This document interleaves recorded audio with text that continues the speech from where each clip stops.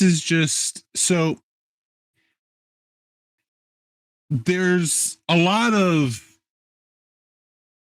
backroom politicking, as everybody is aware, because that's what comes out of this stuff, right? That's the hell spawn. That's where this hell spawn comes from. Okay, that is the hell of which the demon spawn emerges, is the backroom politicking. Always has been, always will be. Okay? We're not really going to get into that because it's obvious even to people that aren't tuned into everything. I mean, this guy's like, I really am at a loss for words on how to describe this, which those of you that have listened to me before know is something new because I ramble on forever about the smallest things. But like this feels self-evident to me that like this is a terrible idea. This should not have been done. The fact that it's been done is literally just further proof that the people making these decisions don't care in the slightest. And like, that seems self-evident to me. It's okay, Lysander, because I'm not lost for words. Well, good. You can help me fill in. So I can piss off literally every alliance leader in the game. Which I don't care about, to be honest. But what I see went on was cowardice from all sides. Utter and unrivaled cowardice from all sides. Because, as we all know, alliances only go into wars when they think they can win. And in that war, what we saw was Rose was utterly taken out by Whelp. They were destroyed by Whelp. Wasn't even a contest. So did Rose start this issue? I don't know. I'm very hesitant to throw stones because I know for a fact that if I do throw stones, I will be absolutely mercilessly killed off by my alliance. However, whoever started this, because it may have well been Sale, because Sale were being killed off by Odu and Singh. It may have been anybody, really. I think the finger can be pointed at any of the four that signed this as a potential. But what really happened was nobody wanted to roll those dice.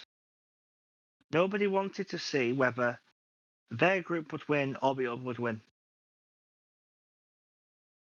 And for me, as someone who's been pushing for this war for fucking ages, because I like chaos and because I don't like Eclipse, well, it was a bit of a fail for me.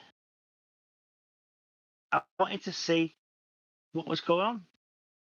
I saw Rose was struggling. I really did see Rose was struggling. But TKR were doing quite well. Immortals are doing quite well. Immortals are doing very well, in fact.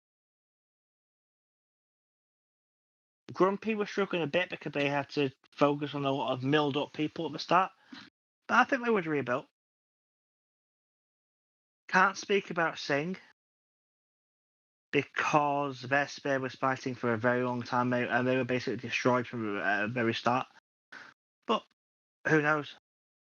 We'll never get to find out what would have happened in that war. Because I do genuinely think that certain people, whether it was in Odu, Rose, Singh, Whelp, thing, I don't know. I'm not privy to that information. Whoever it was lost their nerve, and that deprived us of a very fun war. And this game's meant to be fun, and it's meant to cause issues for people who play it. It's meant to cause result that people are struggling to work out how they're going to rebuild, how they're going to get better. It's meant to cause these issues. And as a game, for some reason, our leader decided against that. And that's what I can't condone.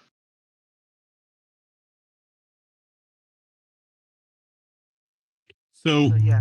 I'm gonna My name just is there's something GBH, else and that welcome to my TED Talk. there's something else that I want to bring up here. And listen, Syndicate Bros, I love y'all, but like, really? TGH sits there, tries to hire somebody to nuke Rogue Your Alliance for 2 weeks before the nap ends, and your immediate reaction is to sign another 3 months with that group amongst the. Are you serious? What kind of play is that? The Syndicate are amazing. They don't fucking learn.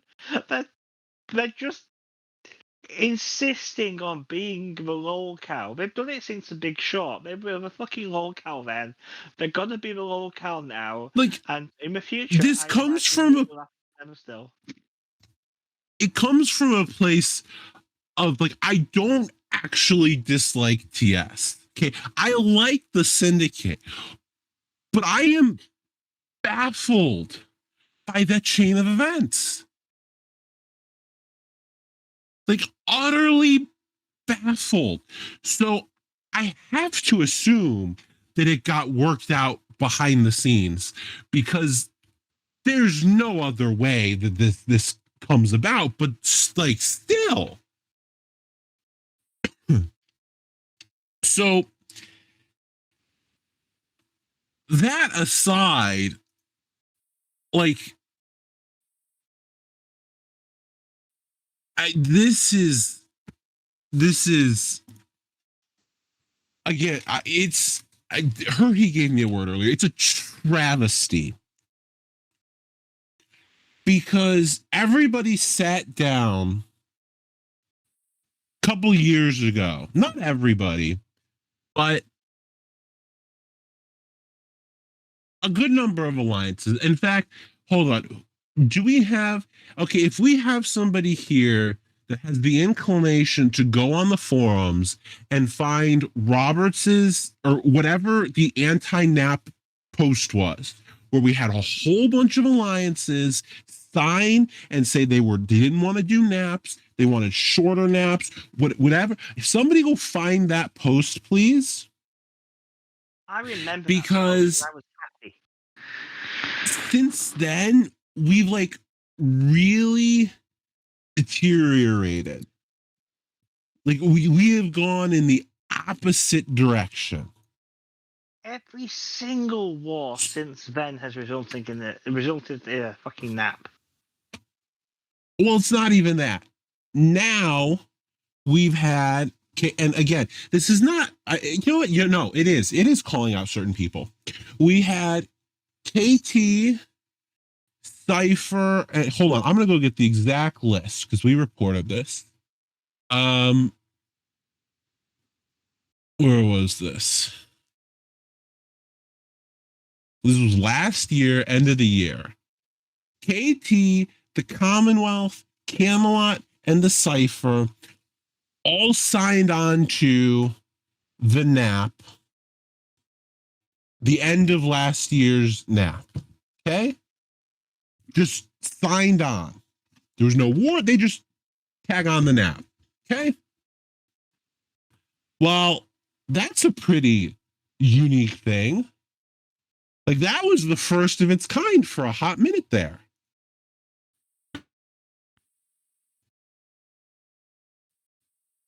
And so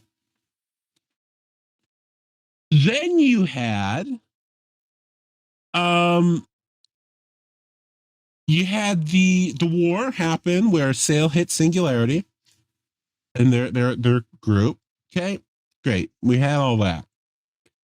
Then you had Rosesphere and Odu jump in and hit Sail, Carthago, and KT, and then Welt came in. Cool. We had 24 hours and we got a 3.5 month nap. Blanket nap. Now, is the nap could you maybe justify with, this idea of what is this, GVH? Has a nap ever been justified? Well, can you maybe justify that length between, the Singularity group and Syndicate, Sale? Sure, they just fought for a month. Can you justify freaking Odu, Rose, and Whelp fighting for less than 24 hours? And then signing 3.5 months? No. So that was beyond unprecedented. And you saw people complained. Okay. People were not happy about that. Although evidently more people were happy about it than we thought, because now, month before the nap ends, you have a 3-month nap extension between 4 spheres. I'm sorry, have I missed something? This is, I stumbled to come up with the words for this because it's such a bad idea. When was this? Was this today?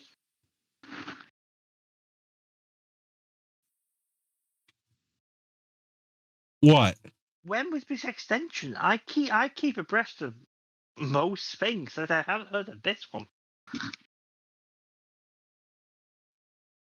Did you somehow miss the entire point of the show? Oh goodness, you did. Show. I didn't know about this fucking extension. Here, GVH. Well, you can listen to GVH's live reaction. And I have pinged you with here. No, actually, I'll just read this to you. Screw it. Why not? Okay. The treaty. Why nap when you can sleep? Okay. I'm direct reading this to you, GVH, aloud. As we continue to put focus on remedies using diplomacy, discussions have been had in private channels about extending the Orbis non-aggression pact and having peace between spheres. This has been agreed upon, and involved parties are listed in length at the end of this article. This will be effective following immediately after the end of the current non-aggression pact from the one-day war ending on May 18th, 2024, 12 a.m. game time. The agreed upon terms are as follows.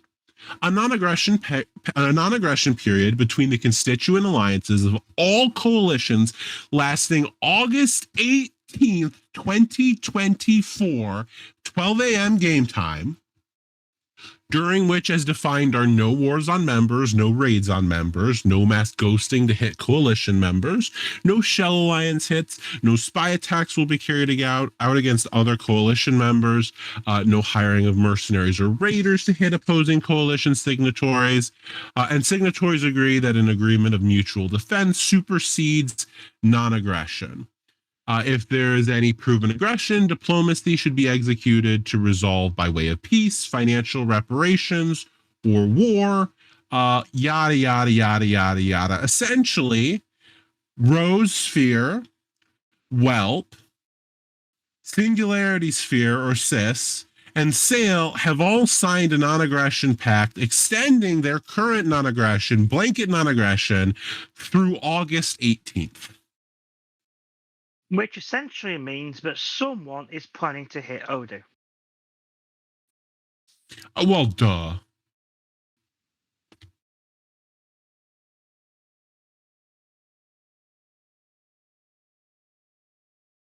Well, I think that's, that's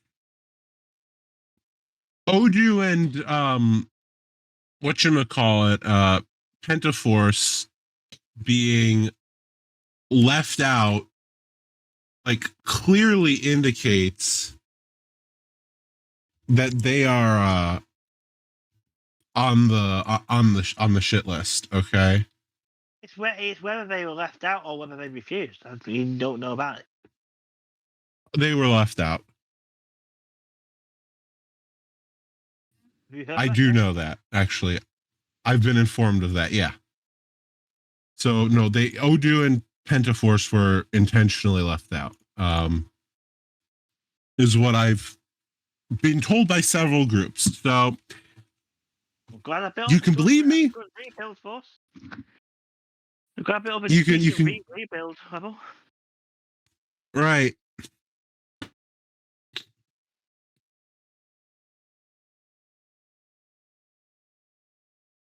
One moment.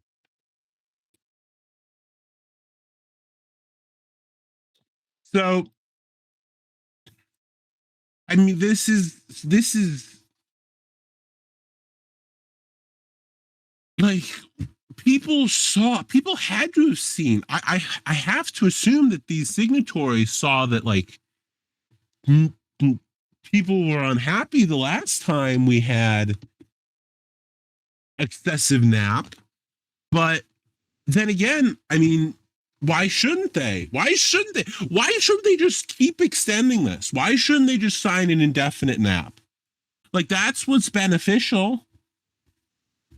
That's what makes most sense. We know that Eclipse and Syndicate don't care about the health of the game, but we didn't expect that from Rose and Singh. I mean, never mind them. There's a billion people in here that signed this thing, GVH. Like all these alliances are listed. So my thing is like, for example, Spanky, Cult of Canyon, some micro got thrown in without even being asked. So they were just thrown in incorrectly. They're a rating alliance. They were not part of this snap. Are there other folks in there that got thrown in? And if you got thrown in and you don't want to be in there, you should have made a forum post, or you should have advocated and taken yourself out. Like, and I don't get me wrong, I get this. I understand this twisted idea of, well, if we don't sign, we open ourselves up to shit and blah blah blah. It's still like you're still part of the problem here. If you sign on to this, you approve of it. So here's what if you signed onto this and you agree with it, and you're a big Alliance Gov member, come on and join the show and tell us why. What were you thinking? What is your reasoning? And we'd love to know. I'm sure you give them voice, wouldn't you, Lysander? If someone wanted to explain this to you. So there are, and I'll say this right now, there are groups that are listed in this in this snap list, beyond the people that have publicly advocated, that do not appear to have been given much choice. But which of these groups? You have a choice. Make a forum post, say you don't want to be part of it, understand that it's going to open you up to backlash, but operate on principle. Like, here's the point where I'm at. You guys have to recognize that the players are responsible for the community and the health of the politics of the game. The excuse of mechanics, the incentives don't work. That shit doesn't fly anymore. You're not going to sit here and say this is what's best, because what's best is for you to never fight again. What's best is to say, screw it. We're going to sign an infinite nap with everybody that wants an infinite nap. And then we're just never going to fight again. and we'll pump our numbers up as high as we want. That's what's best. And that's where we're headed. But like, this is not good. And we are responsible as players for that health of the political environment. So Tartarus appears not to be able to speak because he has measles. If you want to type up an argument of some sort, you can DM it to me or put it in the Balkans Tart, and I will read it aloud. I have no objection there. If you'd like to do that, if you can put up like the kind of general thing you want to address, then you're welcome to. I see you're talking about the backroom deals. If you'd like to elaborate on that so that I can actually talk about it because it's public knowledge, then go for it. Whatever you want to do, man. I'm open to anything. Okay. Let me see here.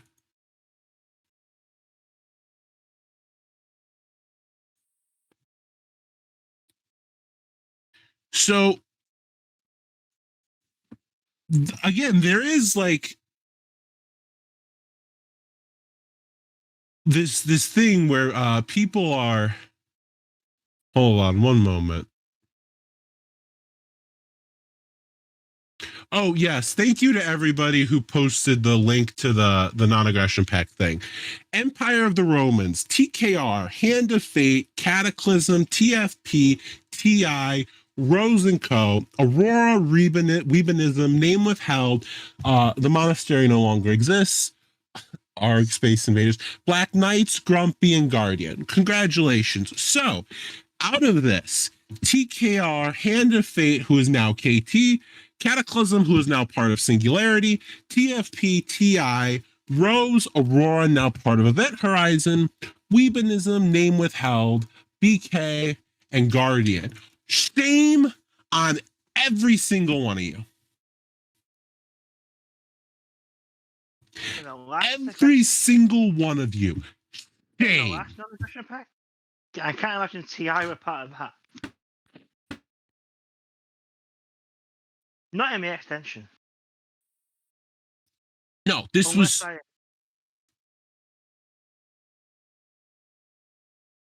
Unless I've been really. Go ahead, GVH. No, I mean, why were you saying TI? Because I was busy role playing.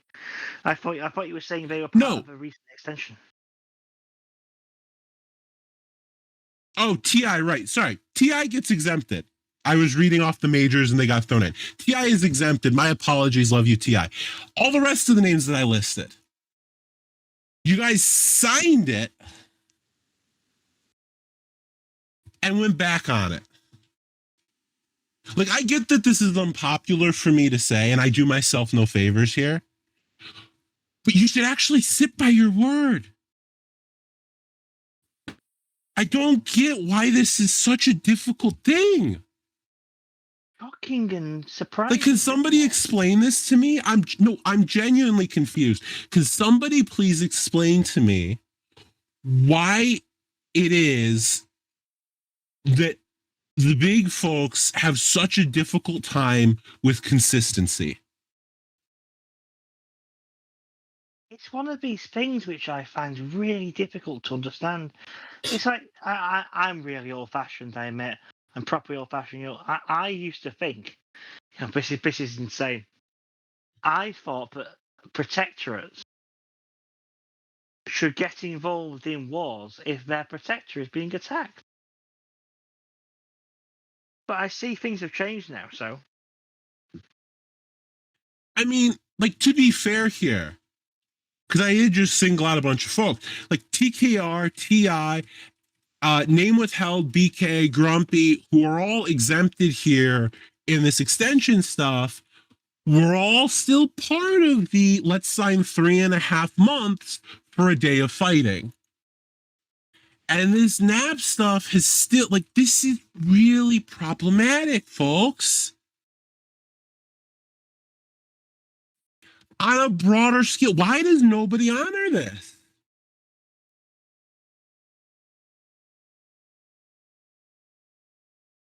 I do not know what is going on in OD leadership now. Or the house, whatever it is. So, but anyways, the other point that needs to be brought up here is, and again, if somebody wants to come on, they can come on. It was said earlier, if your alliance name is on that list of people that have signed the extension, complaining about it, you don't get to complain about it because you're part of it. Okay? Like, don't bemoan it as if it's some evil when you have, sure, it's a shitty option. There's the option of not being in the group hug is an option. It's not even a shitty option.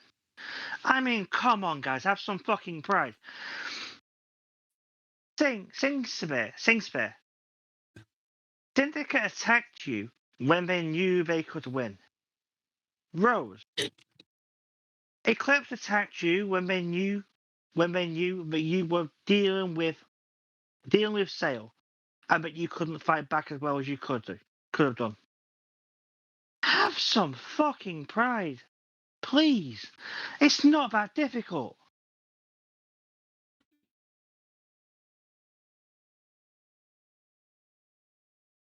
This is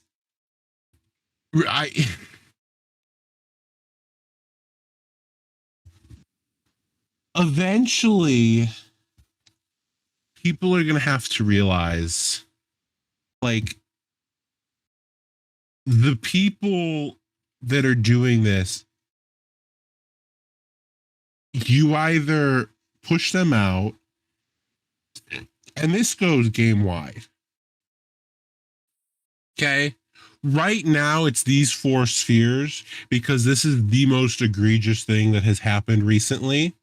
But I'm sure that within this year or within 2025, Odoo will do something similarly egregious. Okay, because don't like, let's not hesitate to forget back when Hollywood and Celestial signed an M level. Okay, like that was this, but back then, and nobody did anything. So again, it'll just get more and more egregious. Here's the thing, right? Maybe I'm just fucking weird. Maybe I'm just strange and old-fashioned and don't know what I'm talking about. But if my alliance does something I don't appreciate, I won't just make it known on their Discord. I'm having to post about it.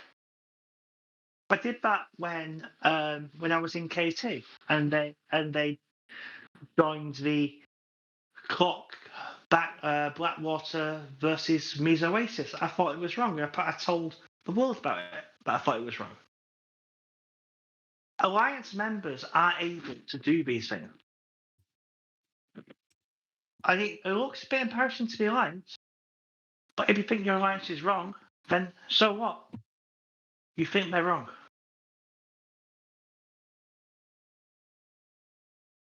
And this is why, too, I'm willing to sit here and make these criticisms, even though I know it's not going to help me. Because I do genuinely feel like we are, like, this is getting closer and closer to the point of no return. And maybe that's just me. Evidently, some people think that's a fringe belief because we have an app extension for 2/3 of the game. But, like, there's going to be a forum post that goes up tonight that I was part of writing. Go ahead, GVH. But this may also be why I've never been a Gov member in a major alliance, because if I think you're being a dickhead, then that's how you're being a dickhead to the most public forum possible. So yeah, if I was in Singularity or TFP or Rose or Syndicate, then I would have no issue with telling you you were being a dickhead. And that's what I think most alliance leaders need. They need someone, even if it's only one person, who will tell them when they're taking the piss.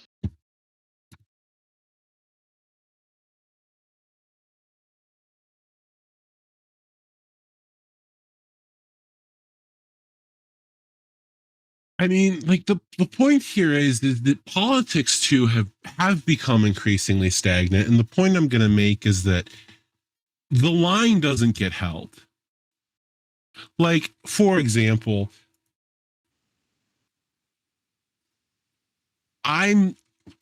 this is one thing where I have no choice but to name a specific example, but I know of other examples. Non-aggression pact, or non-chaining in treaties. Non-chaining doesn't hold anymore. You can sign a non-chaining treaty, but if it becomes convenient for that treaty to become chaining, it's going to be chaining. Non-chaining doesn't even exist.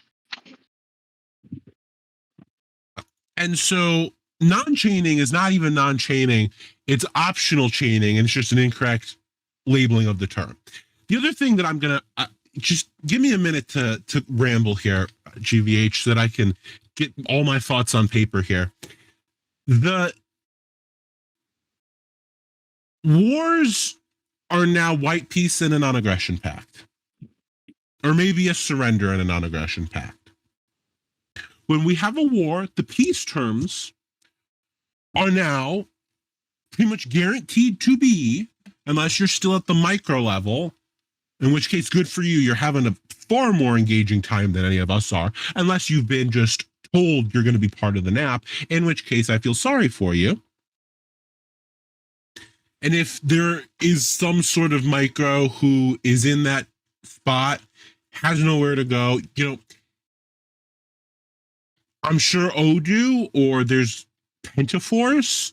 Hell, I'd even be open to having a discussion. Like, if you feel like you need to move because your alliance that you're tied to is mandating you be in the NAP and you really hate that, move. Play the way you want to play. All too often we do this prioritizing security over principles, and that's how we've gotten to this point.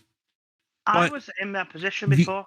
I was part of the Commonwealth sphere as a micro. I was a prop, and they wanted me to fight for them without giving me any information.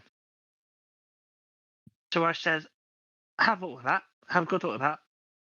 I'm giving my notice, 72 hours, whatever it is. You can find a new protectorate." I immediately joined with the Immortals, and they didn't give me that in the slightest. The Immortals are a great protector. If anybody wants to find if anyone is looking to find a protector, ask the Immortals. And unless Tyrion's now going to send me a message saying that he's not accepting protection, he now hates me, then I'm sure you'll have a wonderful time. Like I said, I am certain, if you are listening as one of those groups that feels stuck, there's a group somewhere out there. There is an alliance that is either unnapped or is napped, but will allow you to opt out of the nap and tie them. I guarantee it. So don't hesitate to stand up. That's how you're going to identify yourself. That's part of how you're going to get yourself out there. I've already said I'll have that conversation, Penpico, if somebody comes over to me, but I highly doubt anyone's going to come over to me, given that they've got TKR, TI. Grumpy's probably not going to sign a prot, but I'm sure TSC. Sure, you know what? That's it, Valeni. We're taking Hand of Fate from you. There we go. Hand of Fate is ours now. But no, the points that I were going to make before we got derailed here. First of all, war reasoning has deteriorated drastically. Recently used CBs, and I'm actually going to call Odoo out on this one, indicate that people are just lying on these forum posts about the reasons for war. Odu's in the 1 Day War was from 2022 and was over, I think it was over Aurora hitting Carthago over Spanky's leaks or something like that. Anyway, any CB that you have to pull from 2022 is not a good CB. So that was not fake CB. Huh? You do get fake CBs now. Where for whatever reason, well, so the Alliance doesn't want to reveal their real CB. So that's the point I'm making, is that first of all, what you put up on the forums is not 9 times out of 10 the actual reason. Right? Great. So not only now we're at a position where spectators have no clue what the true reasoning of the war is.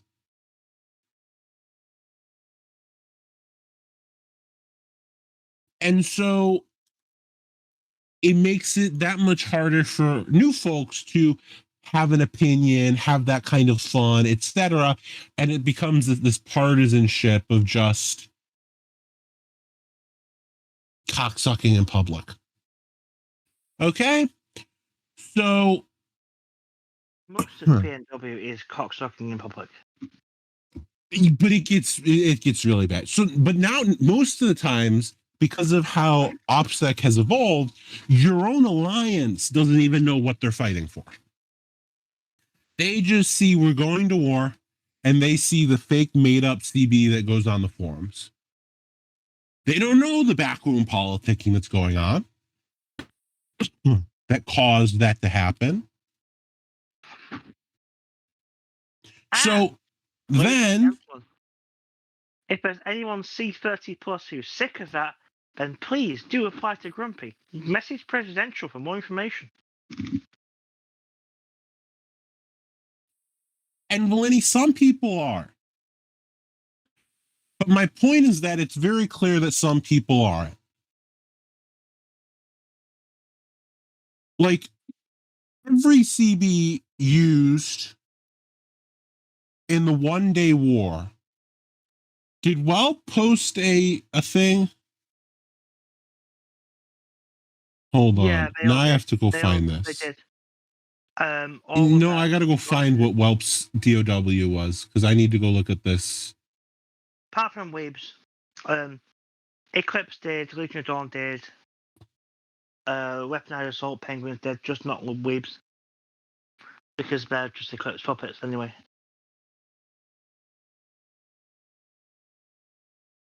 Okay, does somebody have the Declaration of War? Yeah, but wiki. Oh, okay. So no, I got it. Eclipse went in and Welp went in over TFP. Huh? Eclipse joined against Rosesphere because TFP was signed to Rosesphere at the time, and in the 1 Day War. Yeah, they went in because KT were attacked. Oh well, yes, but this is what went on there as well. You're correct. Well, and that was one of the examples of a non-chaining. Well, what I think was marketed as a non-chaining treaty being chaining, but I don't know too much there. No level with KT or Eclipse did. It could yes. be that the others had a non-training. But like, nobody sat down and put up as their CB the backrooms politicking that went on. They put up this crap, which is the excuse used to justify the backrooms politicking going on. So people don't see what's going on. That's the first point. That confuses new players, spectators, and even older players at times. If you're not tapped into the intelligence network, you have no idea what's going on. Great. Then at the end of a war, the peace terms don't mean anything. The peace terms are you wipe peace, or maybe you surrender, and then you sign a nap, and everybody kisses each other until the nap ends, and then everybody smacks each other, and then rinse, repeat, and go. So all the interesting or potentially interesting peace terms have been taken outside and shot. It's been made very clear that those are not allowed. And then the next point is that this kind of stuff is what creates the political deterioration that you hear people whine about. The game feels, and it feels slower. Okay? Part of that is exaggeration. Part of it is true for players. And you see this, a variety of folks say that it feels slower and politics feel more dead. Nobody's hallucinating that. That's a fact of the game. So that's a symptom of this stuff. And it's just nobody bothers to say anything. So this is where you see people burn out, is because it doesn't feel like any of it matters. And then you go into, for example, the political actors are dropping because of the mergers. For example, Carthago and Aurora form Event Horizon. And I mean, there are other examples. You had The Witcher Order and TGH. You had, God, let me go look at, what was it? TLE and TCM. Now, TLE itself wasn't a political actor, so we'll give that one some leeway. But like Bourbon Street merges into TKR. Like mergers are now a defined method of growth and getting anywhere. So you watch the number of political actors collapse because the only way to get anywhere is to merge, and that's the only way to be primarily relevant, to make the big decisions, but you lose the political diversity on the other end, and that is a detriment. Again, I'm not saying that these naps and these mergers aren't a legitimately beneficial strategy, but the point is that it's prisoner's dilemma here. Basic game theory. What's beneficial for you in the short term may be the worst thing for you in the long term.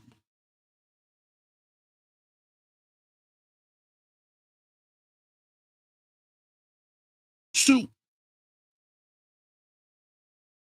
like, this is the point, is that the game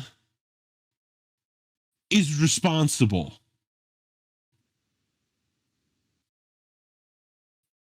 So therefore, we can just blame Alex for everything. Well, so here, the other point that matters, and Tardis, this is entirely valid here, is that it's the death of mid-tier alliances, because a more competitive, the problem is that a more competitive top 10 may create more axes for things to move around, but if there's nothing around those top 10, you end up in the same problem, because we often have seen that, like, there have been a couple key political actors, and then it's the mid-tier that rotates around them. And it's actually the mid-tier that matters more for that political diversity in a way, because they're the ones that create this feeling of newness when we have a quote unquote shakeup.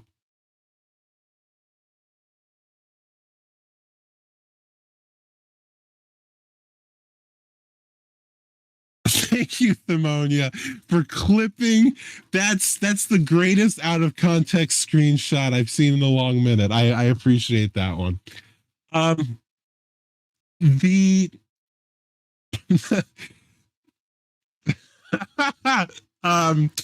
sorry, that was great.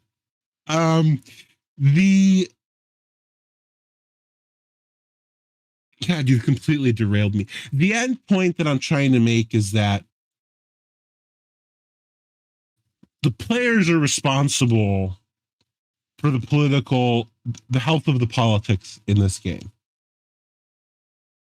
The incentives, I agree. The incentives there are not to the benefit of the game long term. Don't worry, Sleeping Ninja. I'm sure that that's planned. There's a reason that we weren't invited to this shindig. I guarantee you that's already on the books. So, me personally, no, I don't think I have. As an alliance, I think our militarization has gone down, yes. Tartarus, which alliance are you in? You've derailed me yet again. This is inexcusable. Singularity. Sorry, mate. I've got to leave to speak to a friend. No worries. Have a good one, GVH.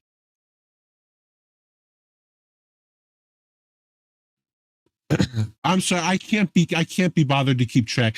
You know what, Tartarus? This is what happens when all of Singularity leaves Ron and no longer talks here. I cannot be bothered to remember who you people are anymore. It no longer registers.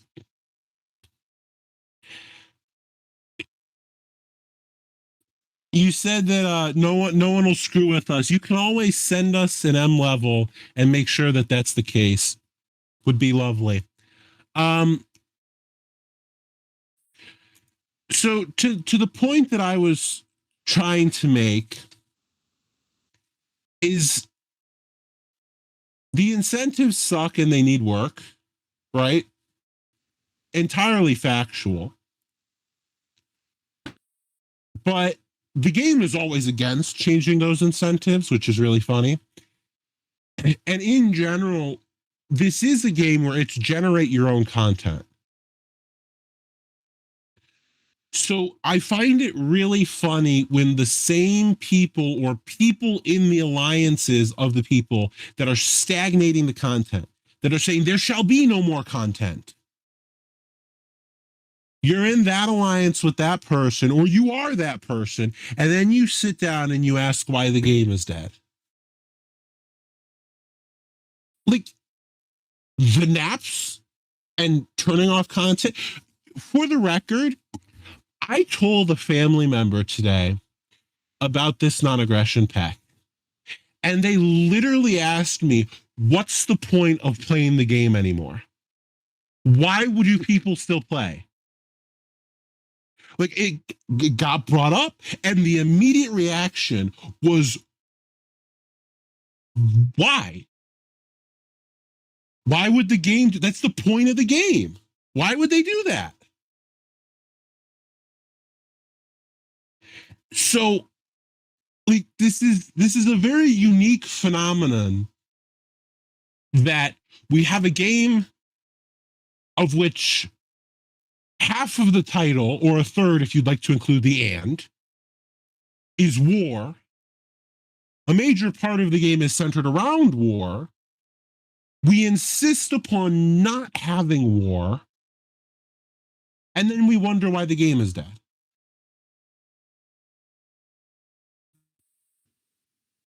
It's a very weird psychological issue.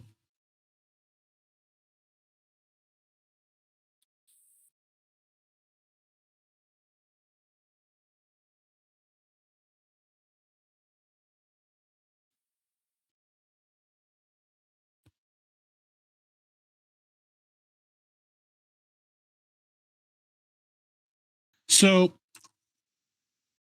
again, we do ourselves no favors with this.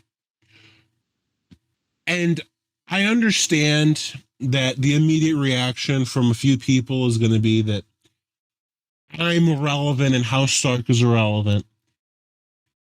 But we wanted to point out that this really is not the direction that we need to be going. So that's why that went up.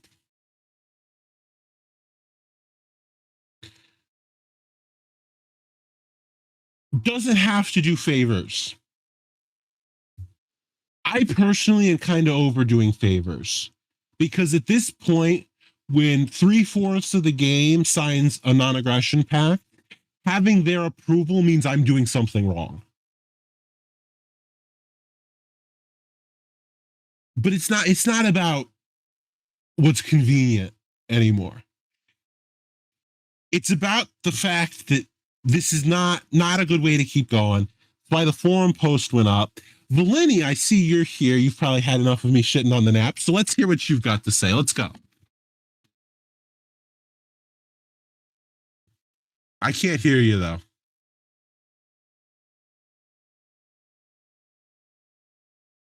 Issues. Cool. I'm going to keep ragging on the nap then.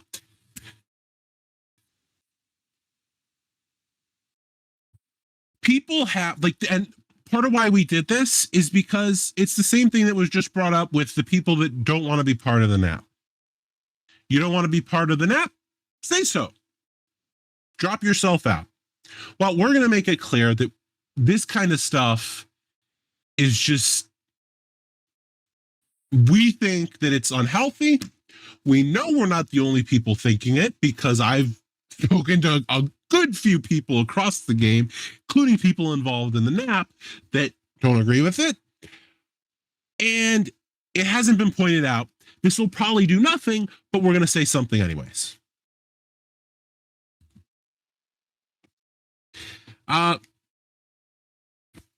Valeni, whenever you have stuff together, you're welcome to hop on, but I know that Can you hear me now? We've got I can.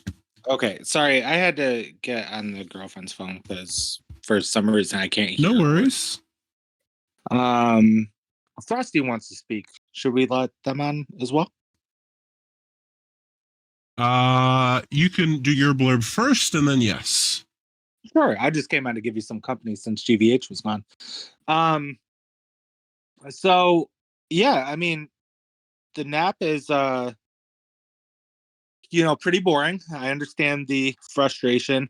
I like the direction you're going in. I just really wanted to kind of speak my part in the sense of what you were mentioning about the individuals who were just kind of puppeted, if you will. So, I really kind of just, how do I want to say this? Okay, first I need to not look at chat because I'm going to get distracted. I have ADD. So basically, a lot of people who are in that nap list, I'm sure were not even consulted, or if they were, it was just kind of, hey, we're extending it. You're along for the ride. I definitely think that brings a good, interesting opportunity for a lot of those people who aren't majors. As I mentioned in chat, number one, you can denounce it and say, hey, we did not authorize this. This was, signed against our will. Number one, that brings some sort of political intrigue and drama right there. Two, it's a good point for them to utilize their voice as you're kind of campaigning for, stand up against the NAP, stand up against, against the bigger alliances that are dictating their fun, and kind of use this as a opportunity to develop a platform and kind of get some notable content out there and get some eyes on them. Especially for up and coming FA people, as you mentioned, kind of the pool is getting smaller. I I don't want to say that I feel like the pool is getting smaller because I didn't really play during, I didn't play during PNW's peak time. I would say that it's gotten more secluded. There's still actors out there. They just don't have that major influence, that you would expect or that you would want. But I feel like I feel like that segregation and that gap between, like you were mentioning, the larger alliance and those micros have just gotten so much bigger, and it's harder for somebody who, isn't in a major alliance to get their name out there and to be taken seriously. They just kind of get pushed around. So I don't think it's more of a political actor standpoint. I think it's more of a kind of gatekeeping for FA, if you will, on that pinpoint. The other thing that kind of spitballed, Odu not being in the NAP, House Stark not being in the NAP, Pentaforce not being in.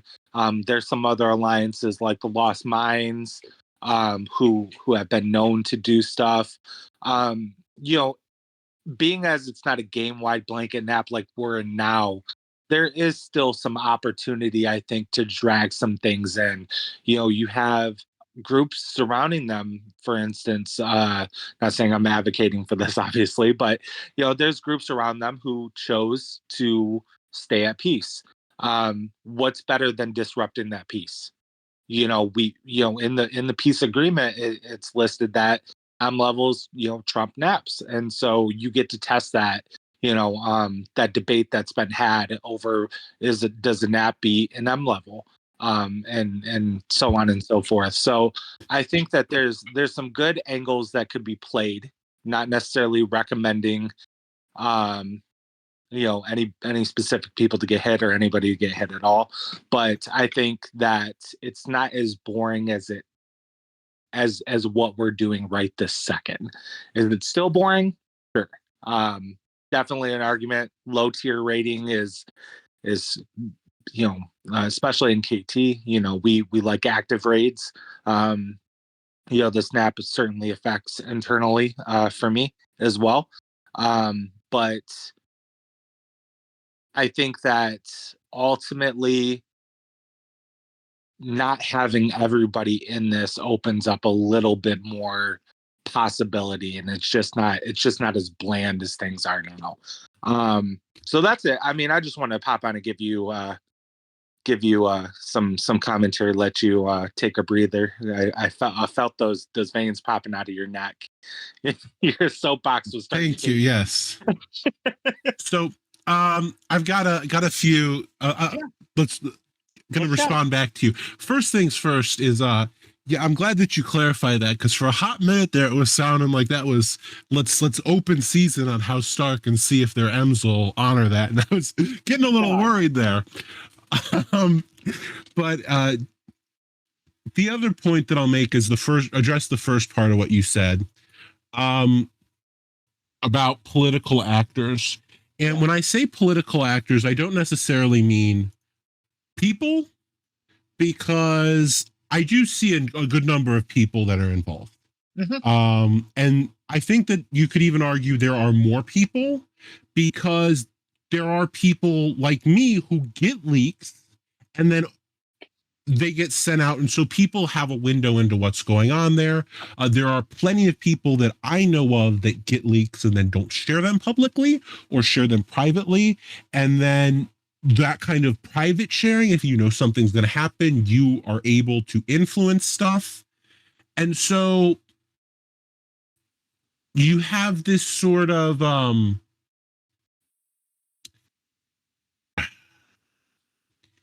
people are still there's still plenty of people involved. Jarek just mentioned in chat that's a good thing.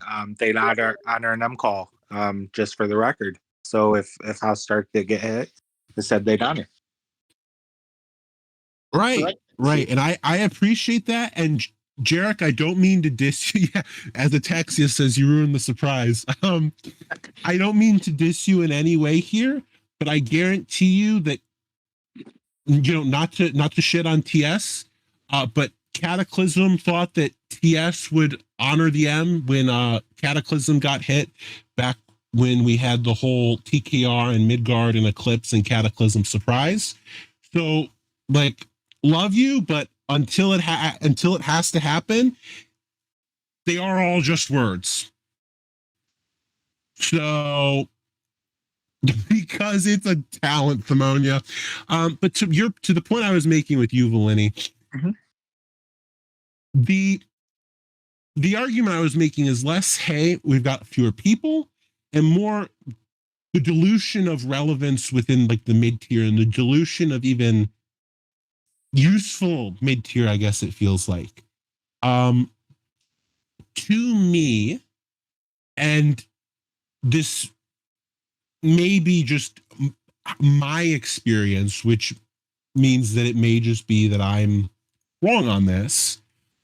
A couple of years ago, a sphere was not just like the biggest alliance in there. Mhm. It was who you had in there. Basically, it wasn't just your first draft pick that mattered. Your later ones mattered too. Not as much, but who you chose to fortify your major alliance with was important. Now it doesn't feel like that as much. The gap between like macro and below has really tanked. Mhm. And so, I mean, you can look through for yourself the list of 11 through 30, but you have World Task Force, Arkham Asylum, FSO, UU, Antarctica Alliance, Western Republic. I mean, like half of these names are procs. A lot of these groups don't seem to play as much a relevant supporting role as they once did. It seems more, I guess the way to put it is that there was always usually a leader of a sphere, but the other group's input kind of mattered. Sure. Whereas now it seems very solid that if you tie a macro, you're taping yourself to them, and if they sink or if they rise, you're there with them, and the expectation is that you tape yourself to them. No independent, you're not there to support them, you're there as a meat shield for their FA activity. So I'd like to, before I move on to I forget actually what the other point is, so we'll just cut it there. What's your feeling there? I feel like a lot of that stems from alliances themselves not having someone who has or wants a strong enough voice. Like, I say this very respectfully to a lot of alliances. This isn't like, trying to shun anybody, but, you have a lot of alliances that are okay with being along for the ride. They don't want to necessarily dictate things. They just sort of want the protection that comes with it. They want the tie to be involved with war. They want the tie for that defensive that defensive aspect, but they don't really want to have a huge say in things. I can speak back. Let me just speak back to like when I was in TFP, for instance. So when I took over the head of FA and TFP right after Harry had left, Tyrion was the big voice in Oasis. When I jumped in, I was very, very adamant on I want to have a voice. We're sharing this. TFP's, we're up in the rankings. Our size matters, and so even though I had been new to the FA scene in the sense of high level for PNW, I didn't take that approach of just easing my way in. I took my approach of trying to be aggressive in the block chats and trying to put my footing down and really just dig my heels in against it. And I really don't see that with a lot of these alliances. I mean, let's just take WTF for World Task Force for example. Before George Clooney, who was there trying to even speak up. I mean, there was nobody. Nintendo was there. I talked to him a lot, but nobody was willing to really stick their neck out publicly or even privately and say, what, I'm going to be the voice of this alliance, and we want to at least be respected in the sense. And so I feel like that's the biggest problem with the diversity is that you just don't have those individuals who can either cut it or just don't have that desire to do it, or the alliance is just content with being, along for that ride and riding the wave, which, we see that. I mean, a lot of the time. So, those middle 11 to 30s, I mean, you go through the list, like you said, there, a lot of them are prots. Well, if you're in the top 30, like, you can have a voice. I mean, yeah, the tiering might not be there. Maybe you have to group up with a lot of other people, around your range or whatnot, but you can do more than what you're doing now. And a lot of people just don't have that in them. I mean, that's my personal stance on it.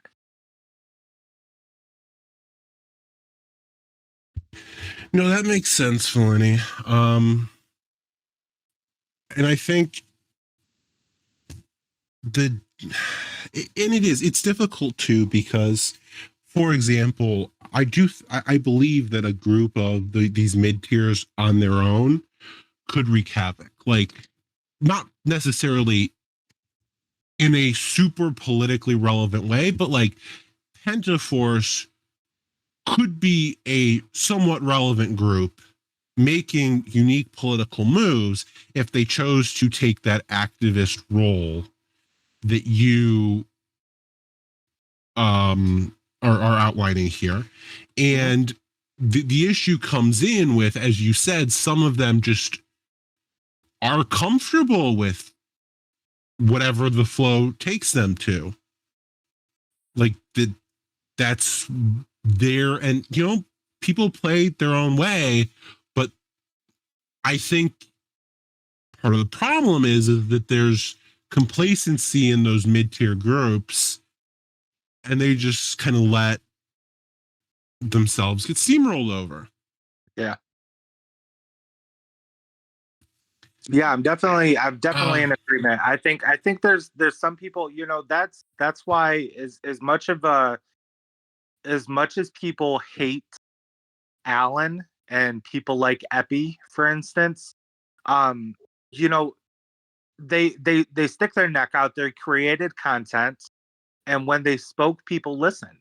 And Camelot might not have had the poll as when they were number one or when they were siding to Rose or joined over in Oasis, but Epi's voice still carried weight and carries weight, and Alan's did too.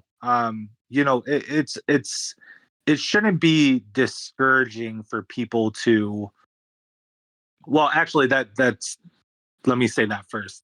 I feel like when you look at like a situation with Alan, particularly, I'm not defending Alan to all of his actions, but I think it discourages people because you associate the individual with the alliance, which also gets tied to a rank, and it just kind of gets in this cycle where you're like, man, if it can happen to him, where why do I think that I'm going to succeed in this game? And sometimes there's those gems in the rough. Remember when you were talking about Moretti and Antarctica Alliance, when Nokia was on the show, and one of his alliance members had popped in. The guy stuck his neck out, made a great impression, and then all of a sudden you're like, hold on, I see some promise in this person. I can't remember who it is now because they disappeared, but there was, right. Poof, they're gone. That's the point, though, right? Yeah, that's the point we're making. Yeah, and it's just sad because they get that glimpse of that hope, where we want them to stick around, and we just shouldn't let other experiences discourage our players. But as I mentioned, real fast, why I have this. That's kind of what I was trying to mention in the chat earlier, where I do think that this is the point where if these naps are going to be a thing, they're going to be long or whatever the case is, whether they're game wide or even just between two coalitions. I do think that this is a good point of why we need more to do in the game and more of a reason to log in. And it just can't revolve around the warfare. So hopefully, we get that, in the future. Give us a reason, at least to log in besides a login bonus and that passive growth, and we can move on. But thanks for having me, Lysander. Drop back down and enjoy your night. Glad to have had you, Valeni. Hopefully your phone figures out whatever issues you're having. Frosty, you wanted to be on. Oh yeah. Well, I didn't mean to raise my hand, but since I'm here, I actually agree with a lot of what he said. It's hard to do a lot of things as a small alliance. Because it's like he said, if I piss off, I could be tied to 5 micros, but it won't matter if I piss off Eclipse or Rose or TKR. Those little things that you do, an entire alliance will go after you. I mean, ODO and Whelp don't like each other, and we've seen that same war for the past how many years? It just seems like a repeat of the wars every year. And with the current NAP, I think we're just going to see that again. Even if it's just going to delay certain events, we're just going to see the same wars over and over for as long as we go. Because the spheres generally stay the same for the most part. Or the major parties in the sphere that ultimately control it stay the same. The problem is that even if we swapped supporting alliances right now, just everybody who wasn't the major in their sphere gets swapped around. You have to reset the grudges on the major level too. And it's very difficult for that to happen. Very difficult for that to happen. This isn't like an online game. It's really hard to like make up something through Discord or even a voice call or anything. Like once you have a grudge, I feel like that grudge is stuck there. Like there's very little you can do to rekindle a friendship or make somebody back around. And as the little guy, like this is just for an example, I'm heavily tied to Lod and Whelp. So anything they do, I do. So if they don't like ODO, I'm fighting ODO. If they don't like CIS, I'm fighting CIS. It's not necessarily a bad thing, but it's just the same thing over and over. And even if I didn't want to fight ODO, I couldn't convince somebody to put aside all their hatred as the smaller guy, no matter how much I spoke against it. Oh, fucking Pinko. Go ahead. So this is, I think that there is some validity to the idea that people can recover because, like, for example, well,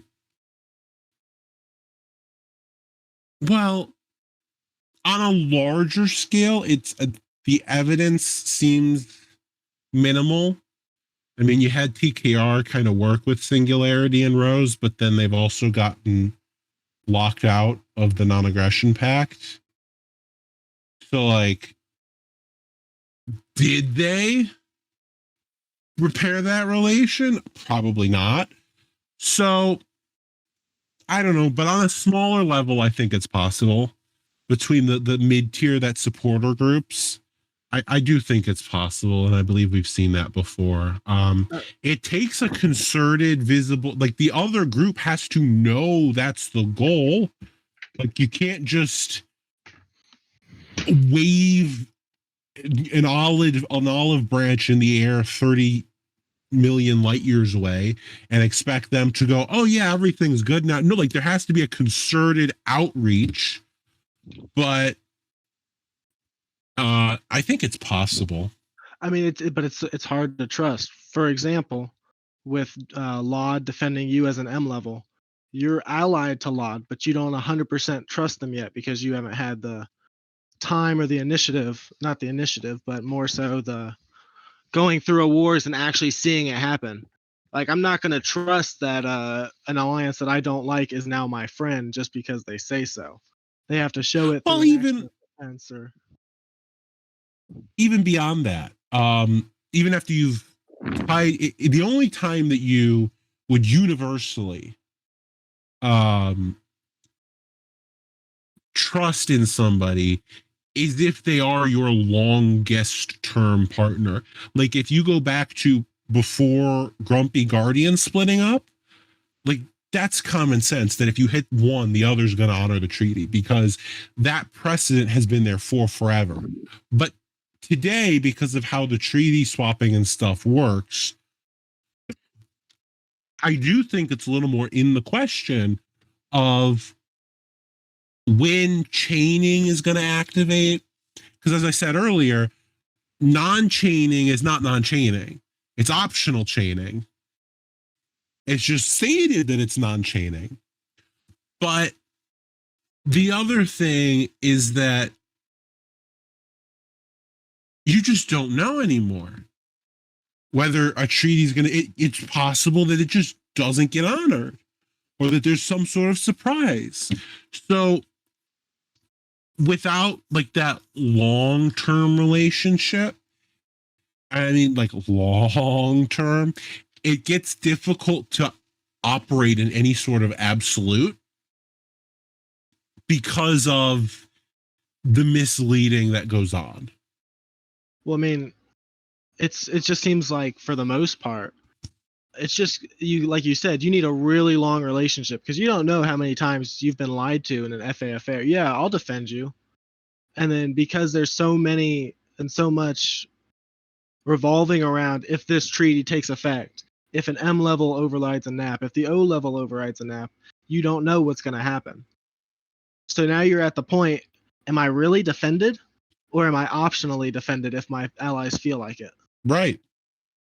And the other thing that I'll go ahead and say is that you don't always know the other group's priorities. To Toxic's point, the same goal temporarily.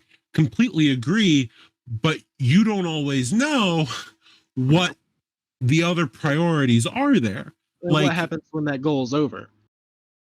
Right. So, if you're peripheral on a sphere or on the outside of a sphere, not even counted as peripheral, and I mean, hey, even here's a fun one. Your treaty partner invites you onto a crusade and you say no.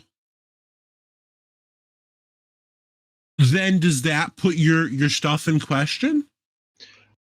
I mean, it can make, well, to some people it might. Right. Because then the other side may sit there and wonder do you have any intention to actually do anything with the treaty? So like there are levels to all of this. And so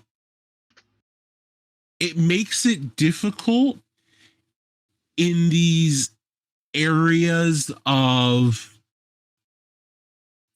do we have a common goal? Do we have similar priorities? It makes it very difficult to know because a lot of folks' priorities are their own operational security.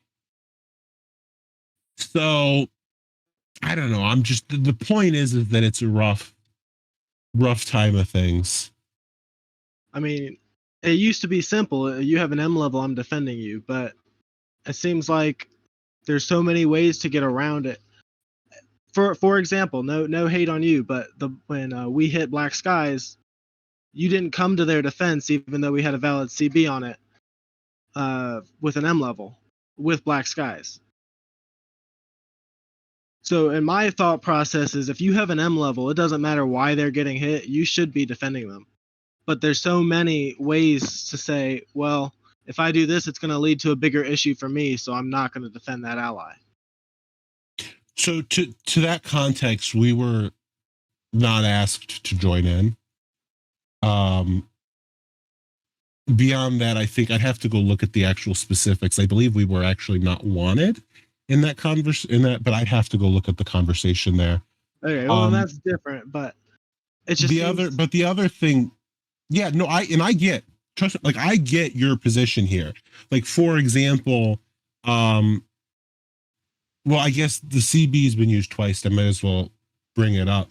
Somebody gets hit for leaking, right? We've seen this happen recently.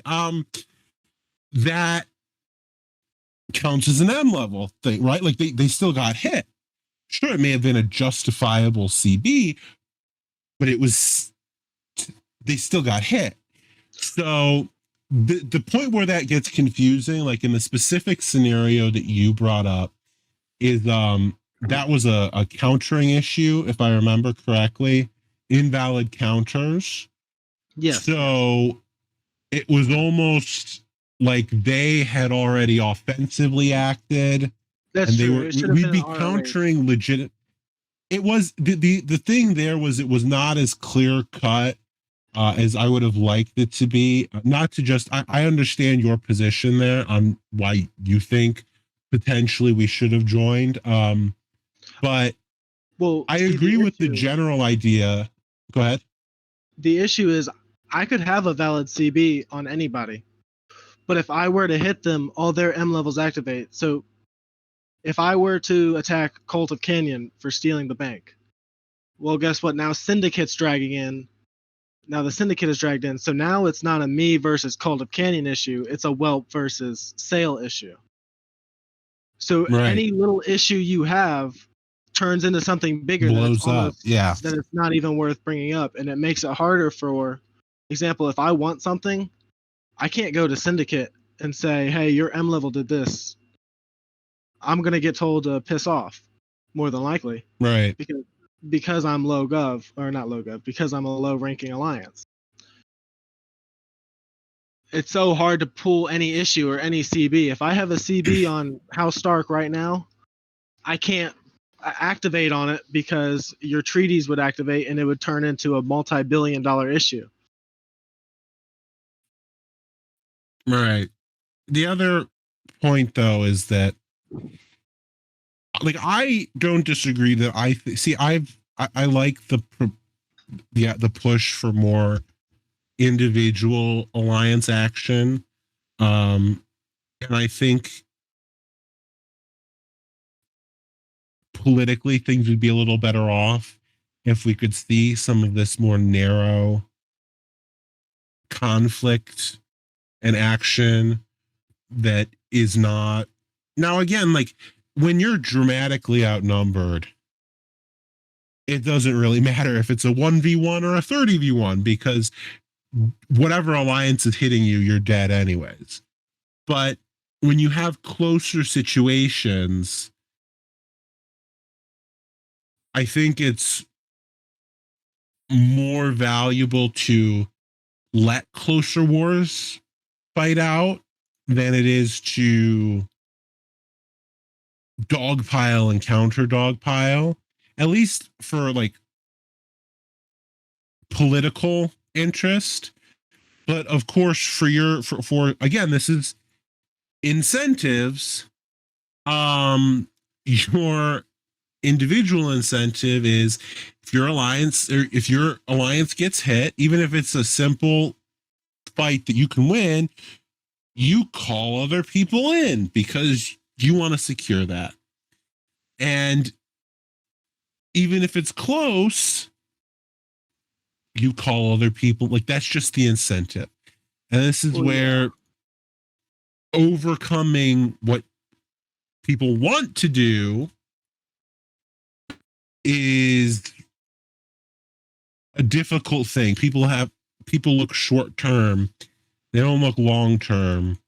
This is where, like, I find as an example of this, the House Stark Carthago stuff as not a perfect example, because Guardian did get brought in and everything, but like that was an example of something close to the situation of, we can have a beef match between two groups rather than it exploding into what you've said, where I've got A has a problem with B, but now B is protected by C and A is allied with D. So now D and C have to hash out A and B's problem. That gets annoying.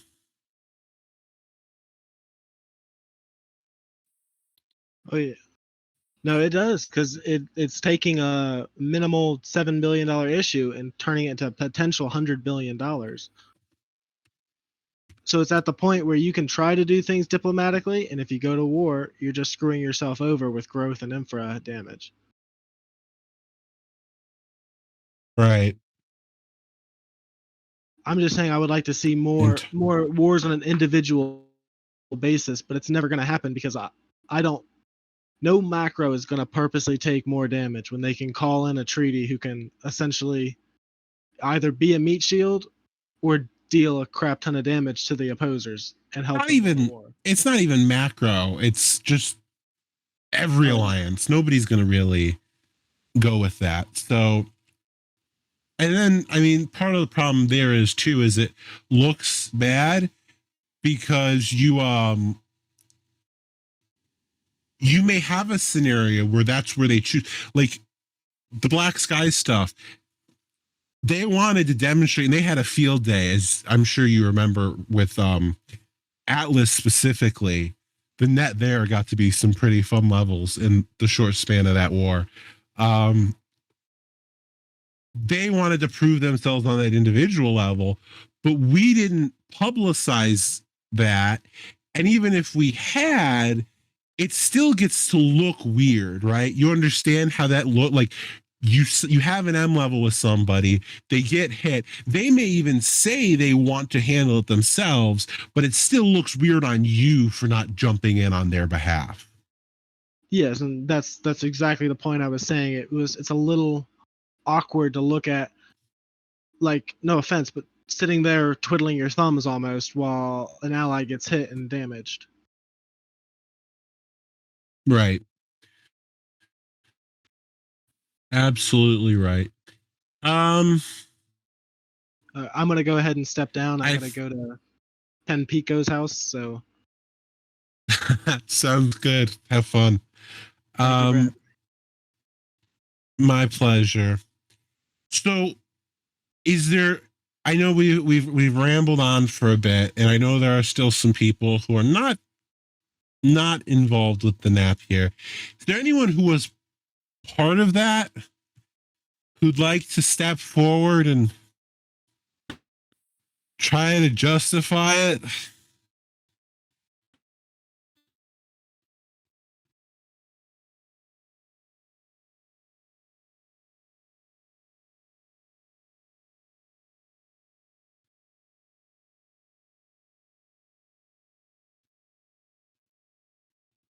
I see no volunteers.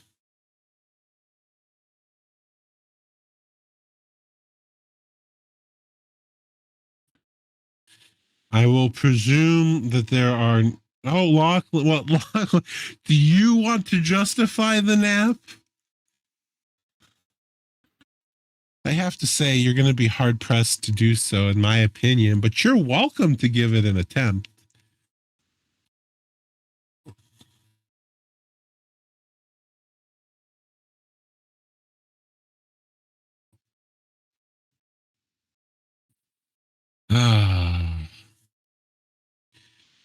I think it's pretty clear that as soon as May 18th rolls around, or perhaps even earlier, both Pentaforce and Odoo are going to get smacked.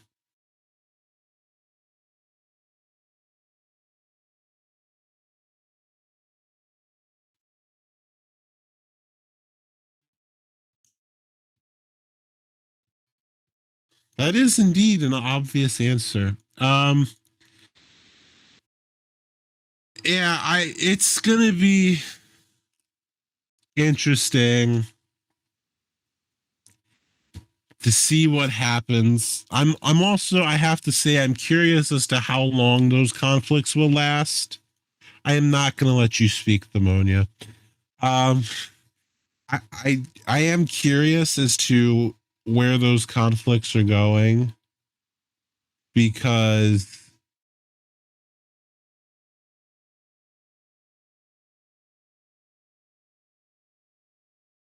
it's gonna be, if it's a full month, then let's see. Let's go do some calendar work. They go until June. They've got 2 months. So I feel like rebuilding would be a weird choice for Odoo, because they're almost certainly going to be involved when the nap ends again. You would think, or they'd have a prime opportunity to be involved. So it'd almost be better for them to just nap whoever they fight during this extension period and then go hit the other groups and nap them so that they can get their own peacetime.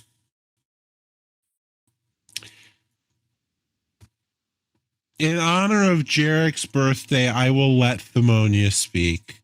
Thermonia, if you're retarded, you're going to be poofed from Ron. Oh, Kegos, so the genuine answer, like the honest answer, it's 103 megabyte HTML.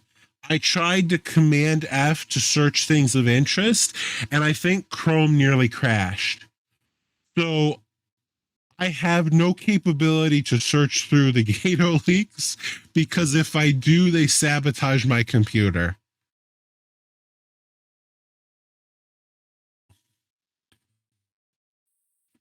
Like, I genuinely cannot scroll through that, because otherwise I am dead. Thermonia, let's hear from you. Okay, so please excuse the horrible mic. I know it's bad. So everybody keeps talking about the health of the game, and in the FA head's defense, I'd like to make an argument. You care so much about the game's health, but you don't care about the player's health. That's what the FA heads are caring about right now. They're trying to get everybody to quit the game so they can finally have healthy lives. So please stop hating the FA heads. They're doing what's best for you. Thank you.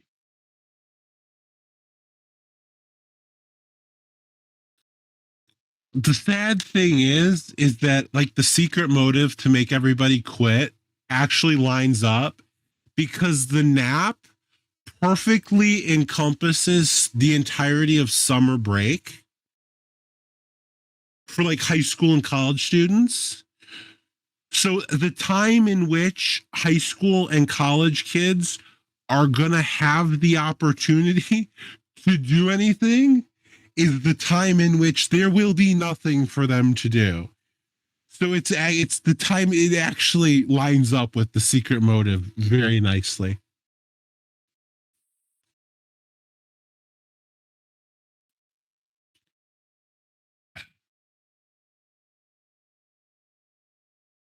This is just too much, people.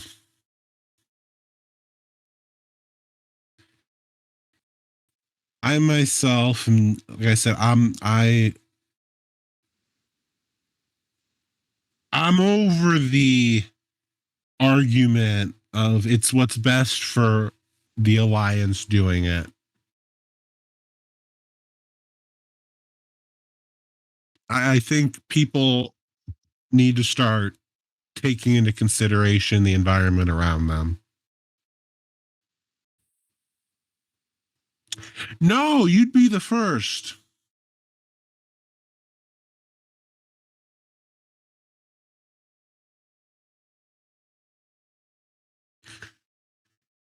So, I mean, this is, for those of you who are unaware of what the prisoner's dilemma is, it's based on the idea that you've got two prisoners who two people that commit a crime. They're caught. Your incentive is to confess, because if you confess, the prosecution lets you go free, but the other person gets a harsh sentence. If both of you do not confess, you get a very minimal sentence, but if both of you confess, you get very extreme sentences. Your incentive in how the quote unquote game, because it is game theory, Prisoner's Dilemma is the fundamental game of game theory and economics. Your incentive is always to confess for both people, which always leads the outcome to the worst possible outcome for everyone involved. And that's like exactly what we have going on here, where your short-term best possible incentive is detrimental because everybody else is playing their personal incentive.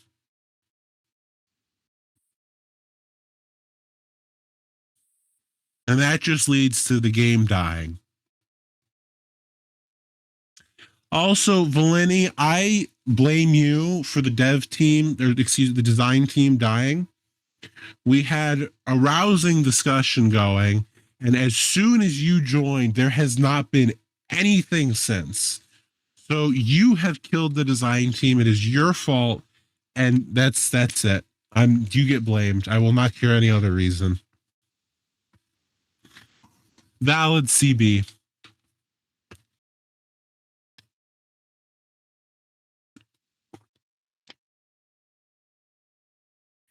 See, Timonia, we thought that TGH, the Golden Horde, paying a raiding alliance to hit the syndicate, even if the raids never actually occurred, was a significant enough violation. Not only was it not a significant enough violation, it was apparently worthy of a new non-aggression pact.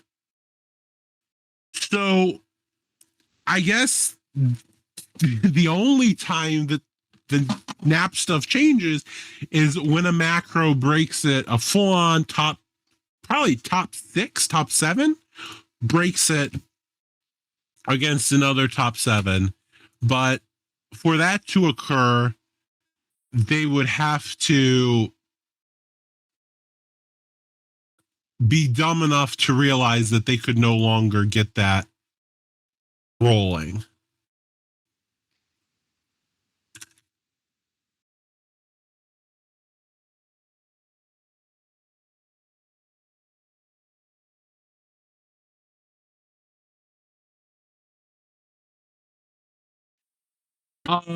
Blanket naps have made it pretty clear that that is the case, Lachlan. Which is fair, honestly. Usually after naps, there's a reshuffling.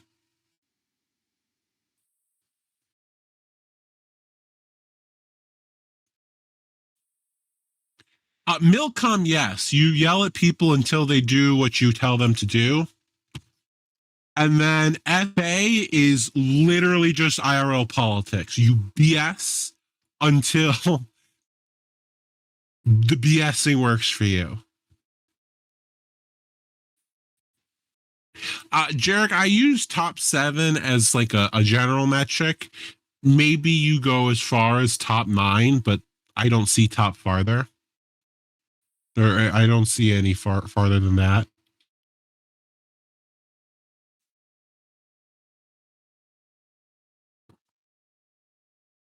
I don't know. You guys have a couple of big folks. Although then again, Rose does have the City 60.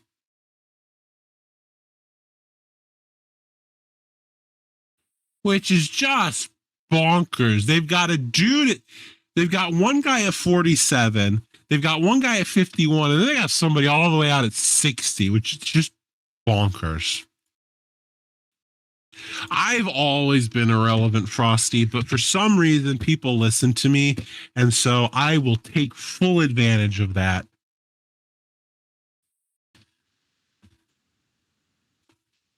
Who cares about the lower tier, Lachlan?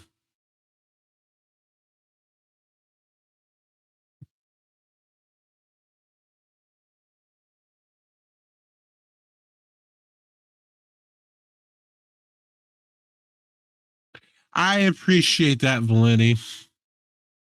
Maybe next time I'll have to go throw some ammonia.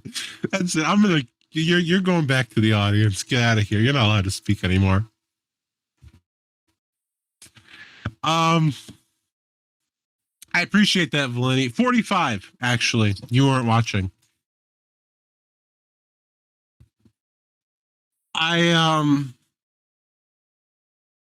The fun is in leaking. Really, it is. Because the fun is in that disruption of plans. And this is why I brought up when we were talking about people. When you have... Okay, no, that specific emoji is banned. That specific, that emoji's banned.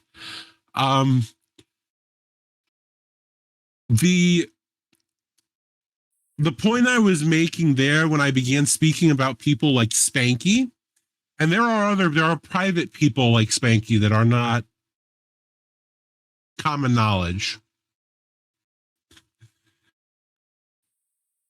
They actually can shift the dynamic way more than people realize.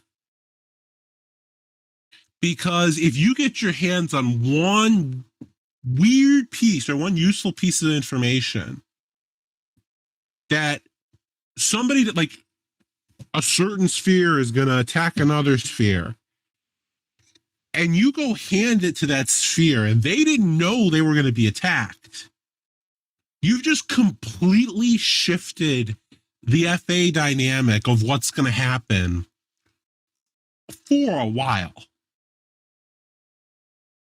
And so that's where those individual players like Spanky they're supposed to make a difference.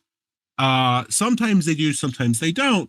But that network of information for those kind of extrajudicial players who are outside the traditional FA arena, it's an invigorating play style for them. But regardless, I think I've dragged this conversation out long enough. We're going to do a final call. What else? Did I miss something that you think I should talk about?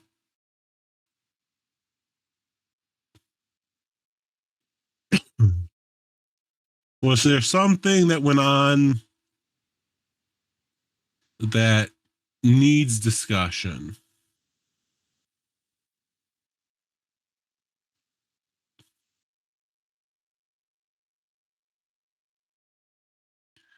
Can we publicly discuss what you DM'd me?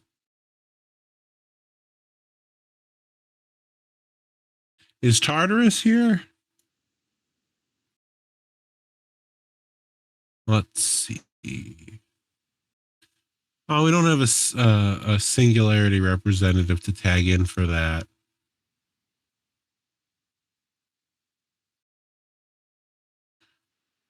Okay.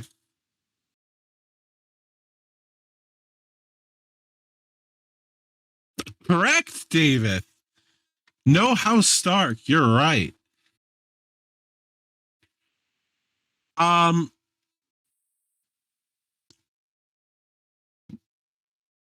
what, Lachlan? The nap stuff?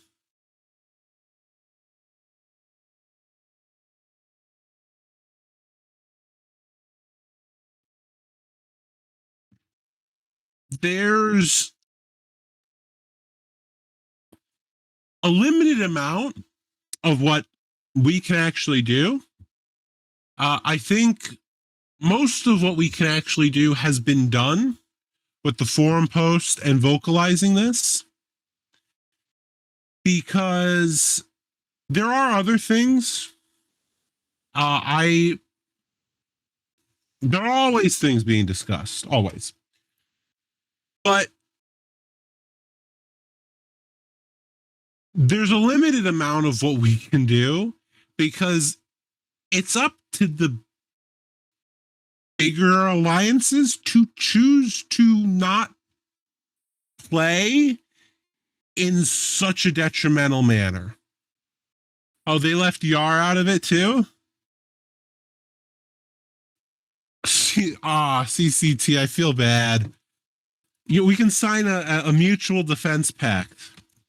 I don't think either of our alliances are in range of each other at all, but we can sign an M level for each other.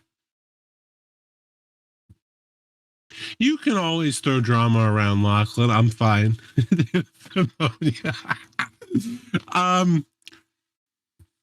So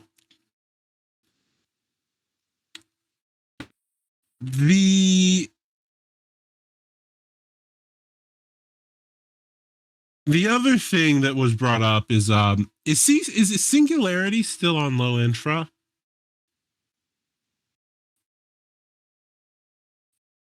I don't see a Singularity person here, but if they are, they're welcome to talk about that.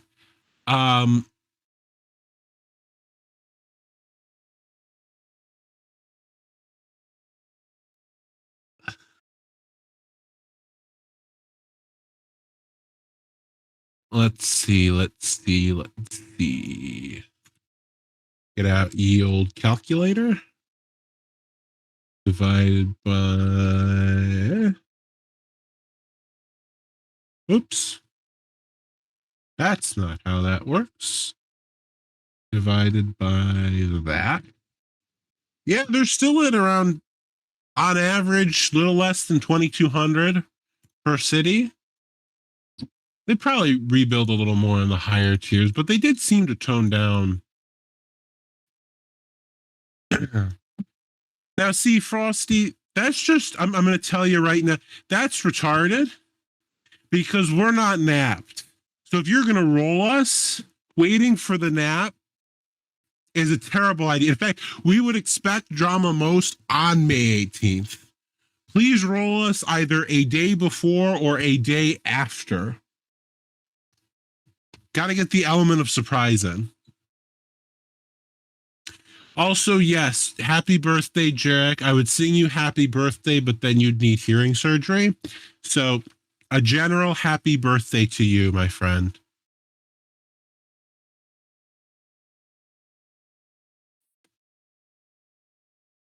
What else is here? There doesn't appear to be anything else, so we will discuss.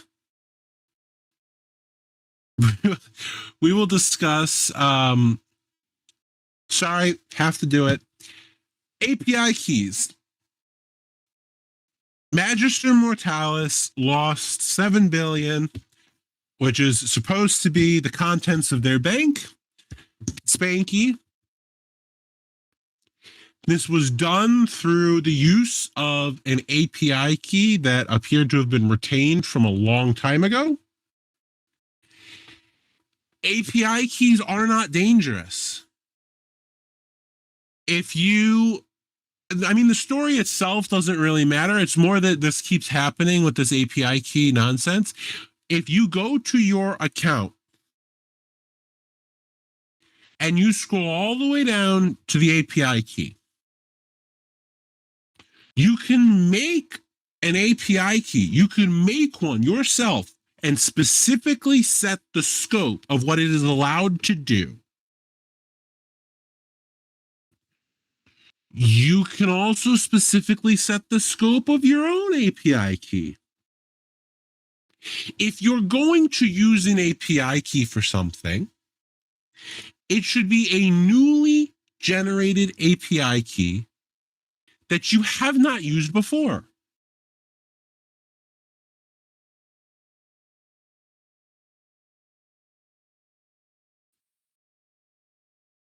They do not. I agree. And it should be publicized more, which I'm doing the Lord's work then, right? You should use a new API key. See, I don't cycle mine because I just disabled all permissions on it. So I know people have my API key, but congrats, you can't use it for anything. So have fun with it. if you're going to use your API key for something and you're going to enable the dangerous permissions on it, you should use a new or a regenerated API key that you know has not been shared everywhere, and then keep it solely for whatever purpose it's being used in. If you think there's a breach, you regenerate it. Best practice would be to regenerate it anyways, several times, probably a month. So watch out for that API key stuff, folks, because it is the moderation, the fact that there is no moderation around it is probably the worst politics and war management team decision I have ever seen. And we've seen a lot of bad politics and war management decisions. The other thing that happened is Gato held a vote on whether they should get involved in an offensive conflict. Also, I cannot let you know, I may get shot because I have tried to open the Gato log that is 103 megabytes. And so it very well may just execute my Google Chrome and you will no longer hear me.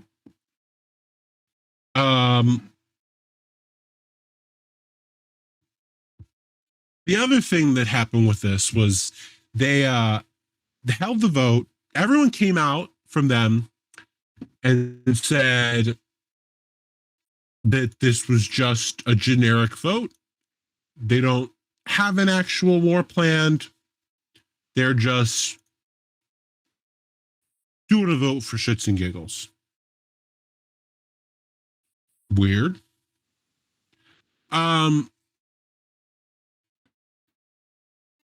It remains to be seen what they've actually done with this.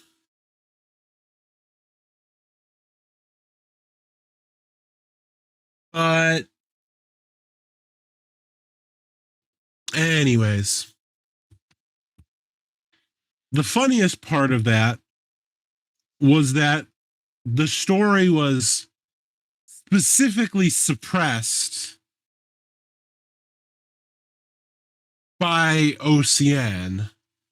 So the micro, like the they like to pretend that they're competitive and all this other crap. And it was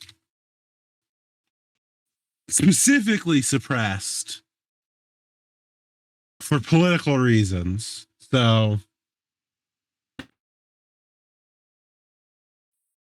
I don't know. I think there's only one clearly superior news agency, but I'm sure that that'll be made clearer as time goes on. So what was I going to say here?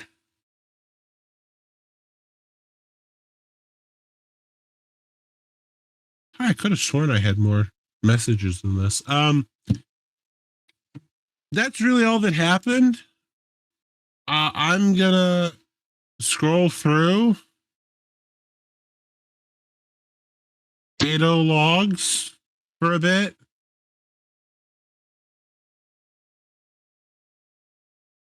Oh, some of their deposits got compromised. Oh, that's funny.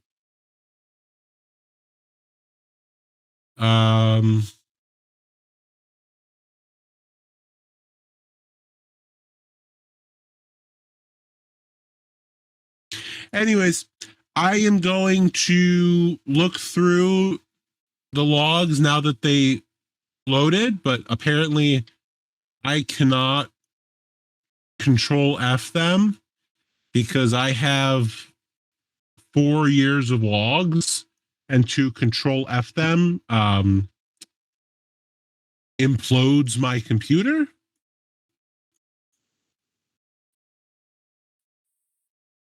Oh, I see Frosty has been shot for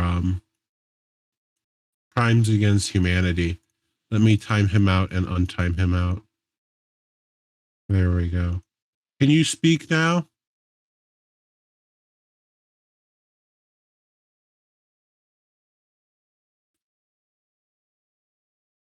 Frosty? He's still here. He is.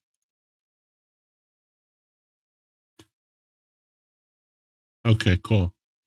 But yeah, that's gonna be my evening, is staring at Gato's HighGov chat. So bless me and give me Godspeed, because I'm gonna need it.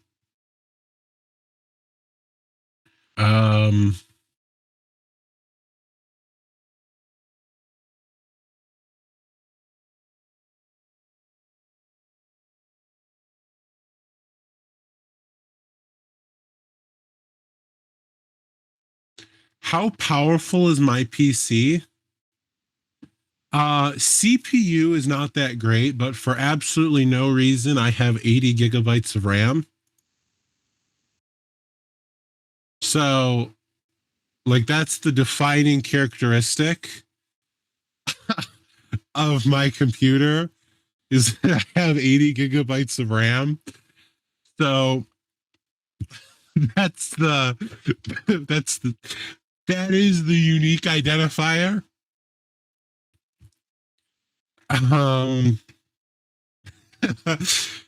That's it. That's the only part of it that's super.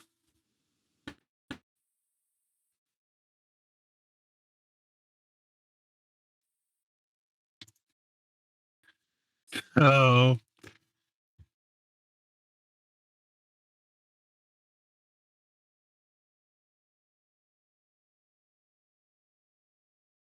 Hey, it works. Like, I'll take it. Eventually I will I'm gonna work towards eventually having a supercomputer, but that's a ways down the road. Right now I have the but like I have it, CCT. Like I have the RAM, so I don't know why at this point, like I might as well. Let me open up Task Manager. RAM is represented by the memory, right? Yeah.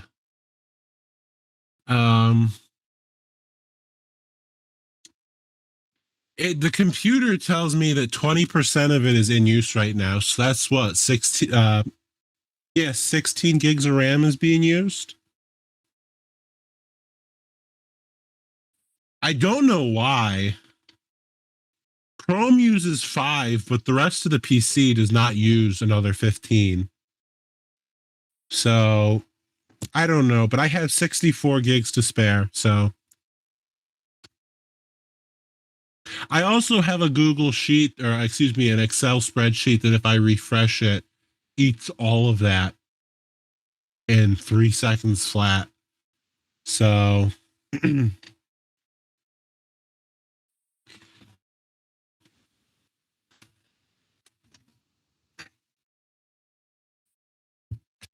anyways, for final call here, what else should we be discussing? I got a ping.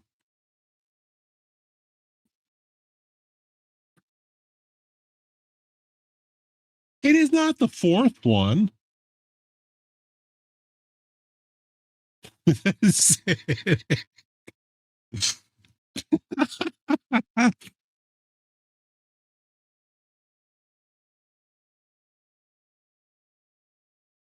Do we have anything else to talk about? I do, Jerk. I'm a rambler. People know this. I notoriously talk a lot.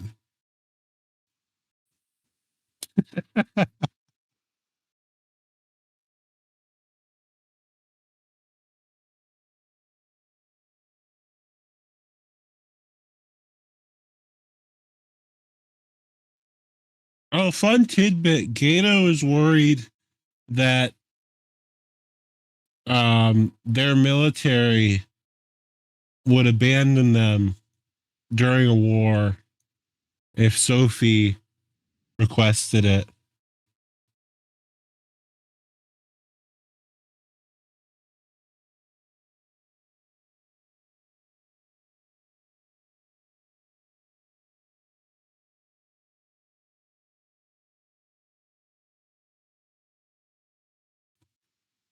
Let's see. Yeah.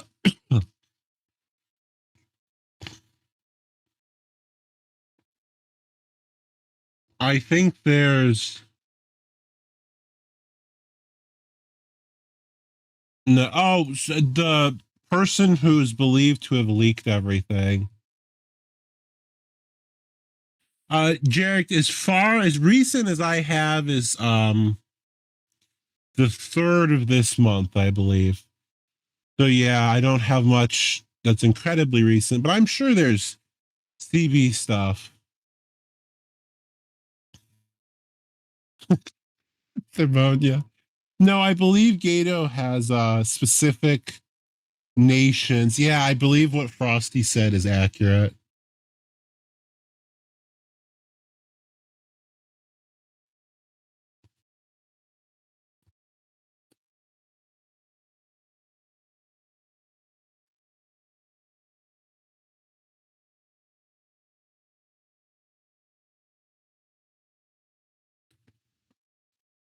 Let's see.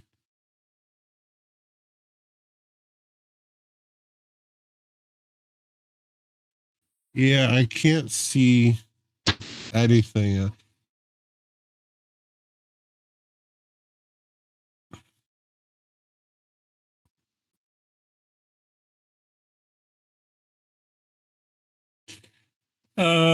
Alrighty, folks. I think that's gonna be it. I appreciate that 21 of you have hung on.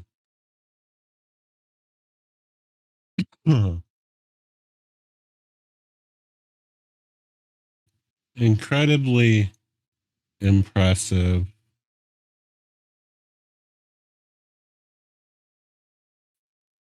Play the Stig, I would, but I can't.